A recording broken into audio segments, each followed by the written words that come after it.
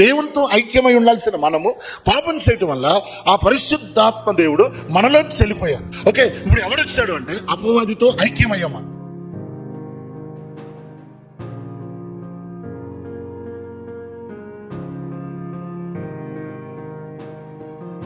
ఈ అపవాదితో ఐక్యం అవటం వల్ల మన దేవుని ఎదురు నిలబడలేకపోతున్నాము. మనము ఎవరి కంట్రోల్లో ఉన్నాము అంటే వాయుమండల సంబంధమైన అధిపతి. వాయుమండల సంబంధమైన అధిపతి అంటే ఎవరంటే అపవాది. ఇప్పుడు వాడు కంట్రోల్ ఉన్నప్పుడు వాడు ఏం చేస్తాడు? అవిధేయులుగా చేస్తాడు. ఎవరికి అవిధేయులుగా? దేవుడికి అవిధేయులుగా చేస్తాడు. ఎవరిని? ప్రతి మానవుని. అవిధేయత కలిగినటువంటి వాడు అవిధేయత స్వభావంతో దేవుని ఎదురు నిలబడలేకపోతున్నాడు. మనలో ఉన్న స్వభావం ఏంటంటే అపవాది స్వభావం. మనం అపవాదితో ఐక్యమయ్యాము. ఈ అపవాది ఏం చేస్తాడంటే దేవుడికి విరుద్ధమైన పనులు చేయిస్తా ఉన్నాడు. అపవాదితో ఐక్యం అవటం బట్టి మనం దేవుడి దగ్గరికి వెళ్ళి నిలబడ్డాం అనుకోండి, దేవుని యొక్క ఉగ్రత మన మీదకి వస్తుంది.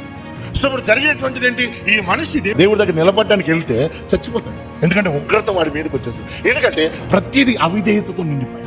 అందుకని దేవుడి దగ్గర నిలబడలేకపోయాడు. సో ఇక్కడ మనకు బాగా అర్థమవలసింది ఏంటంటే, మనం దేవుని స్వభావం కలిగి ఉన్నటువంటి మనిషి పాపం చేసినప్పుడు అపవాది స్వభావం మనలోకి వచ్చింది. ఆ స్వభావాన్ని బట్టి మనం దేవుడి దగ్గర ఎవరి దగ్గర నిలబడలేకపోతున్నాం. ఇప్పుడు చూడండి, ఇప్పుడు బైబిల్ చెప్తున్నామంట.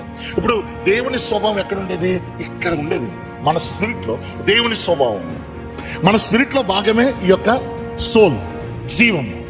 ఓకే, దాంతో ఈ రెండు కలిసి ఈ శరీరంలో ఉంటున్నాయి. నువ్వు నీ శరీరం కాదు, నీవు ఆత్మై ఉన్నావు. నీ ఆత్మకు ఒక జీవం ఉంది. ఓకే, ఆ జీవం ఈ రెండు కలిసి ఈ శరీరంలో నివాసం ఉంటున్నాయి. ఇది కాదు నువ్వు, ఇది ఒరిజినల్. ఇది ఒరిజినల్. ఏది? ఆత్మ అనేది ఒరిజినల్.